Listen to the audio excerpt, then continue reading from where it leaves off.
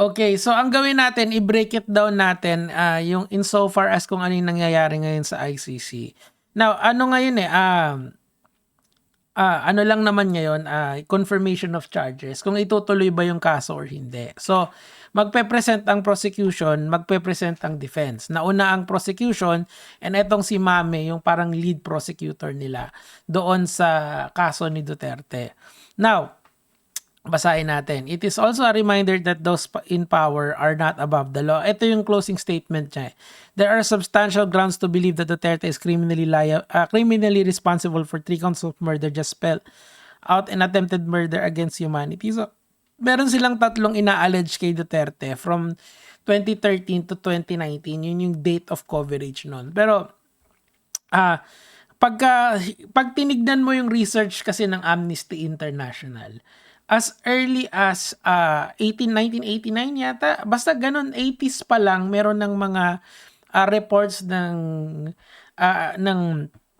extrajudicial killing related kay Duterte. Sana na-research nyo itong mga bagay na to Kasi nung una kasi, it was a really captivating narrative kasi kakaiba Tapos kakaiba yung delivery ni Duterte, parang kanto boy lang na ang dating superhero. Pero when you look at the data, you look at the information, look at all the victims, makikita mo talaga it's just talagang umabuso talaga ng kapangyarihan. At ayan nga, eto nga yung point kung bakit tayo nandito sa ICC ngayon is to make him accountable for the actions na ginawa niya.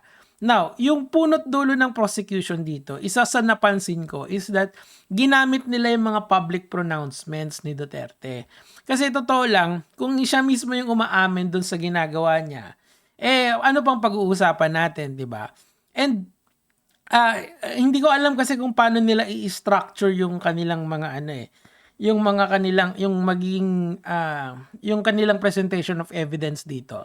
Kasi sinasabi dito nung lead prosecutor nila na si Mame na meron ding makikita daw talaga that pag may sinabi si Duterte, kunyari sinabi niya, pinatigil niya yung patayan, bababa talaga yung patayan. Statistics will show talaga that there is a direct correlation between what Duterte says and what happens in the war on drugs. Okay, talagang directly link siya. Yung kumbaga may may may correlation talaga dun sa mga utos niya. So this is what the prosecution will prove. Medyo mahirap 'yun kasi pwede kasing pwede kasing bias yung information na yun kasi ini-interpret nila in such a way, di ba? Mamaya, explain ko din sa inyo yung kay Kaufman. Kumbaga, let's just have an objective take dito bago tayo pumunta dun sa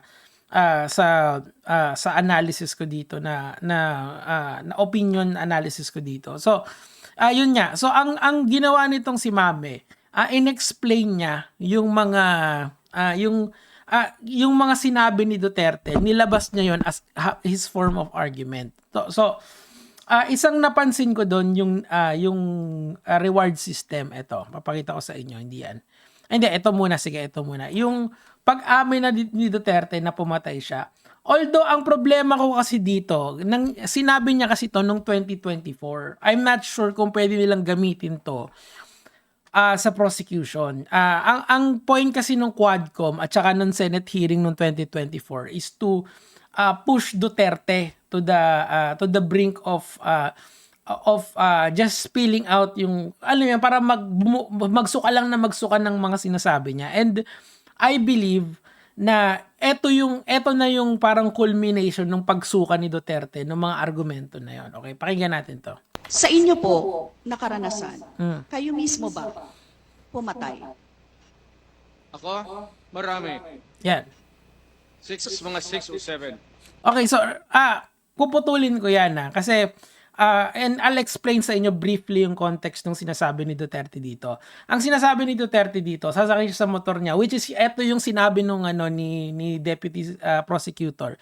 Sasakay siya sa motor niya, tapos maghahanap siya ng trouble, tapos pag may nakita siyang trouble, doon niya papatayin. Okay? So, what's wrong with that? Of course, kung gumagawa ng krimen yung tao na yon against sa'yo, you can defend yourself at any sa'yo. Pero pagka nakita mo naman na ongoing yung crime, tapos pwede kang tumawag ng pulis, ano mong gagawin? Di ba tatawag ka ng pulis? Kaya nga, di ba, hindi mo dapat nilalagay yung batas sa kamay mo. Ganun lang kasimple yun. Perfect example nito, kunyari yung nahuling snatcher. Nakatali na yung snatcher, tapos gugulpihin pa rin ng taong bayan, di ba? So, abuso naman yun. May rights pa rin yung ginugulping snatcher, pag lalong-lalo na pag hindi na nanlalaban. Din yung point doon. Kasi where do you draw the line? Where do you draw the line kapag sa mga ganitong pronouncement ni Duterte? Kasi of course, if idol mo siya, papaniwalaan mo siya. Hook, line, and sinker. Hindi, pinatay ni Tatay Digong yan kasi tarantado yan eh. Paano kung hindi pala? Paano kung hindi pala yun yung nangyari? Paano kung pinatay niya lang out of spite? Pwede yun, di ba? Case to case basis hindi pwedeng, hindi siya pwedeng, hindi mo siya pwedeng gawing wholesale eh. So, ngayon, ang point pa rin dito, nilagay niya yung batas sa kamay niya, di ba? Now, going back doon sa sinabi nito, yun kasi yung parang thesis ng argument nila eh. This is also a reminder that those in power are not above the law. Even if he was the mayor, he was the president, di pa rin siya above the law. He has to still follow kung ano yung sinumpaan niya sa Constitution, that there should be due process sa lahat ng bagay. You don't ride to a motorcycle and be a vigilante. Kaya nga illegal yun, di ba? Okay, so that is one of the first videos na nakuha ko na ginamit actually, or yung idea niyan ay ginamit ng prosecution laban kay Duterte. Okay, another one. Ito yung pinakagusto ko eh. Hindi yun. Save the best for last tayo. So, he will, I think, kilala nyo ba kay Bongo muna. So, magbibigay ako ng dalawang example. Yung isa, assignment nyo. Yung assignment nyo, si Garma. Hanapin nyo yung speech ni Garma or yung testimony ni Garma sa Quadcom. Kung saan, sinabi niya doon na meron talagang reward system. Pag nakapatay ka, ito yung ibibigay sa'yo. Okay, may quota program during the time of Duterte. Ginawa nilang sports yung pagpatay nun, di ba? May high score, kada score mo, quota ka, may bayad ka. Okay, so I'm just saying sa inyo, kaya mataas nun yung patayan during the time of Duterte. Di ba? Bloody war on drugs nga, yung tawag nila dyan. Okay, tuloy. he will personally announce to the public kung sino po yung mga sangkot na ito. At importante po, si Pangulo ang magsasabi. Sabi niya, so this is actually covered doon sa sa sinabi nitong coverage nitong ICC trials 2019 O tuloy. karapatan po ng Pilipino malaman kung sino yung mga ito, mga Ninja Cup. Nabanggit rin po niya, nandiyan po rin po yung reward na kanyang sinabi noon. 1 million po sa mga Ninja Cups patay. Pag buhay, kalahating milyon lang po. Pag lumaban, 2 million. So narinig niyo 'yon? Narinig niyo yung narinig niyo yung point nito, 'di ba? Pag lumaban, may bayad, 'di ba? Meron kang reward.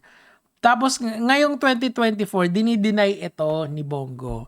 I'm just saying sa inyo na hindi far-fetched na isipin nyo na motivated yung mga taong pumatay nun. Kasi may incentive sila, which is yun nga, pera. Ganun talaga. Or kung hindi pera, rango, di ba? Again, I would like you to watch yung sinabi ni Garma. And finally, mga lods ko, I think this is the nail in the coffin. Kasi nung naririnig ko yung prosecution na mag-explain ng side nila, ito yung pumapasok sa isip ko. Parang sabi ko, pucha, ito yon. Okay, so pakinggan na natin. Yung isang senador, yan ang nakaupo dyan, si Senator De La Rosa. Death squad rin yan. Oh. So again, that is an admission, under oath siya dito. Under oath siya dito na kinonfirm niya na death squad si Bato de la Rosa. And ang masakit pa doon, nagtatago ngayon si Bato kasi nga lumabas na daw yung warrant kay Bato ngayon. And si Bato ilang buwan nang wala. Gets? So meaning to say, I'm just saying sa inyo na hindi na biruan, hindi na fantasy, hindi na propaganda, hindi na imagination, hindi na gawang kwento, hindi na gawa ni Marcos, hindi na gawa ni Romualdez, hindi na gawa ni Ontiveros. This is coming from the man himself. Pansin nyo ba? Pansin nyo ba kung sino yung pinapaandar ko dito, yung mga nagsasalita? Wala naman akong pinaandar na mga paborito yung sinusuportahan ko eh. Wala, di ba? Ang nagsasalita si Rodrigo Duterte coming from the horse's mouth, quite literally. Now, tuloy na natin. Tapusin na natin tong content na to. Game. Lahat itong sa right side ko, dumaan ito ng Chief of Police, See? Police Director. Puro commander ng death squad yan.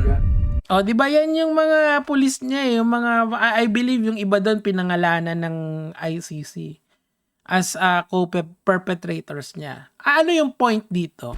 Yung point dito, may admission si Rodrigo Duterte na ginawa to say otherwise na gawang kwento lang to. It's just preposterous. Kailan natin siya siseryosohin? Kailan natin siya hindi siseryosohin? Will we take him seriously kapag convenient, or will we take him seriously pagka hindi na convenient sa kanya? When is when, di ba? What we can say is that a lot of people died during the war on drugs. A lot of people na yung iba hindi naman addict, di ba? Ano yung kadalasan nating naririnig sa balita? Yung sinasabi ng pulis doon sa mga nahuhuli nila. Lahat ng lalaban. Can you believe that? All 6,000 of them? Or 30,000 of them? Di ba kasi kung nanlaban yon dapat may 30,000 weapons. Tama, di ba? Kasi you are only allowed lethal force dito sa if necessary lang. If talagang no choice ka na.